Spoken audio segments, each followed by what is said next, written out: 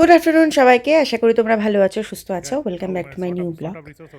আমি অনেক বছর ধরেই ইংল্যান্ডে আছি, প্রায় 9 বছর হতে চললো।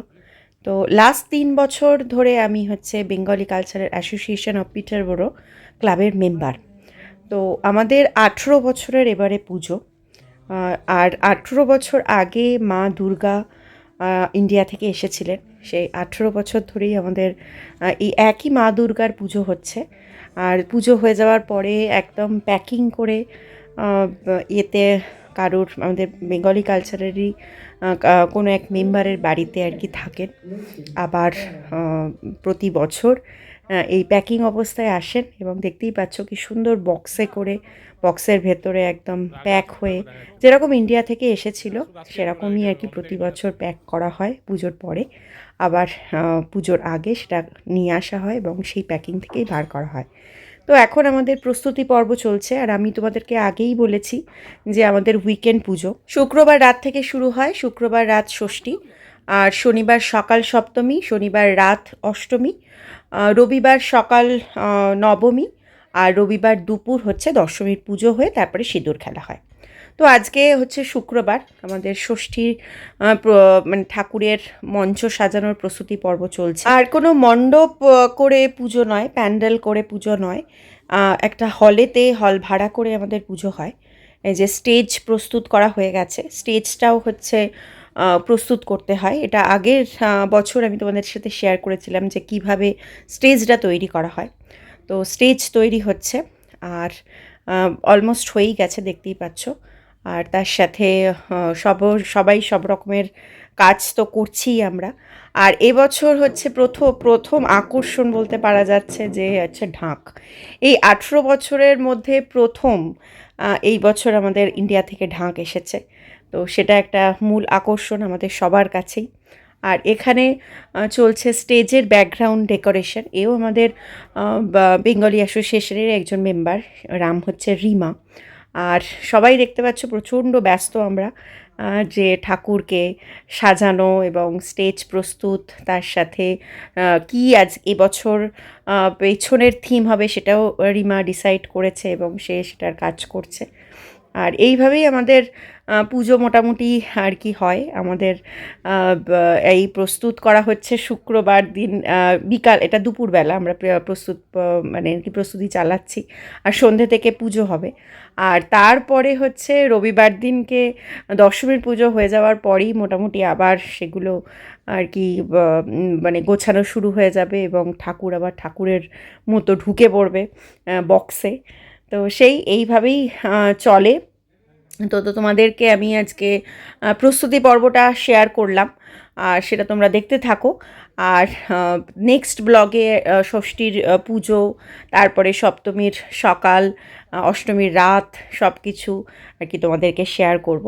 দুর্গা পুজো বা যে কোনো পুজোতে সবাই মিলে কাজ করার একটা মজাই আলাদা।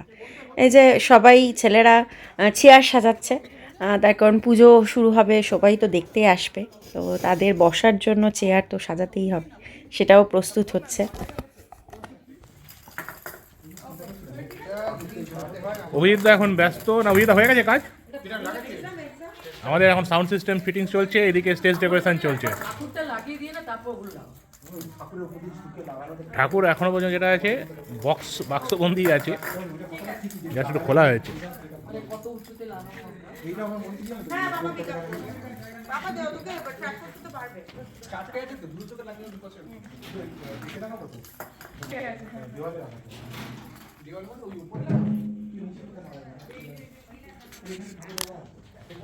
কমলদা একটু ঢাকটা বাজানো হোক নাকি? শুরু করুন, আপনি শুরু করুন। এবারে প্রথম আমাদের পুজোর মধ্যে ঢাক এসছে। হ্যাঁ, ভিডিও হচ্ছে, ভালো করে বাজাবেন কিন্তু।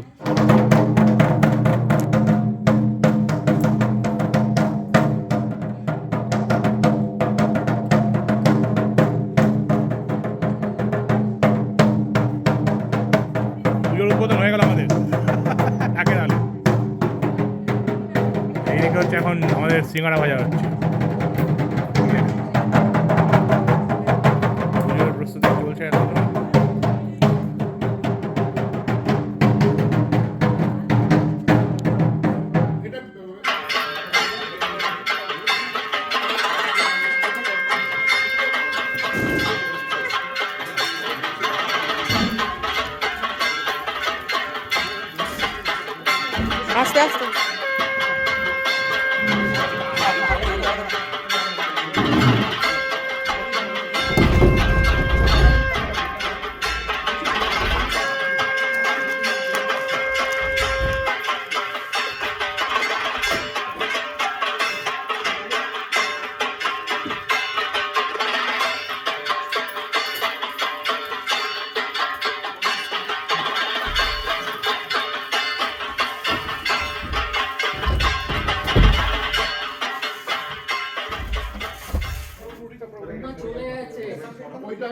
না না আমাদের ক্ষেত্রে তো যায়নি, আমাদের সবে এলো। যা বৃষ্টি নিশ্চয়ই নৌকা টঙ্কাতেই হবে। গজে।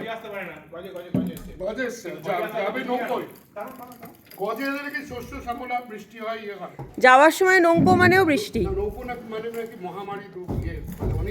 তাই আমাদের এবছর পুজো হয়েছে 3 অক্টোবর থেকে 5 অক্টোবর। 2 অক্টোবরে বিজয়া হয়েছে ইন্ডিয়াতে, কিন্তু আমাদের পুজো শুরুই হয়েছে তার পরের দিন থেকে। বেশ ভালো না ব্যাপারটা, যে পুজো শেষ ইন্ডিয়ায় সবার মন খারাপ, কিন্তু আমাদের বিদেশে পুজো শুরু, সেই মন খারাপের রেশটা আর নেই।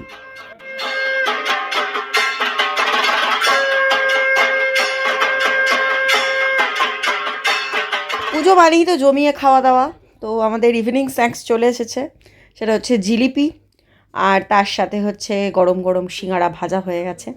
তো সেই সিঙ্গাড়া প্রস্তুত, এখনও সিঙ্গাড়া ভাজা চলছে। স্টেজ ডেকোরেশন এবং ঠাকুর তোলা সবই কমপ্লিট। এবারে সিঙ্গাড়া আর জিলিপি খেয়ে বাড়ি যাব, আর মিঠাই স্কুল থেকে ফিরবে, আর আমরাও রেডি হয়ে আসবো আবার 3 জনে মিলে। তো তারপরে সন্ধ্যাবেলা কি হচ্ছে না হচ্ছে, কিভাবে পুজো হচ্ছে, সেটা সবটাই তোমাদের সাথে নেক্সট ব্লগে শেয়ার করব। চলো আজকের মতো টাটা, বাই বাই, সবাই ভালো থেকো।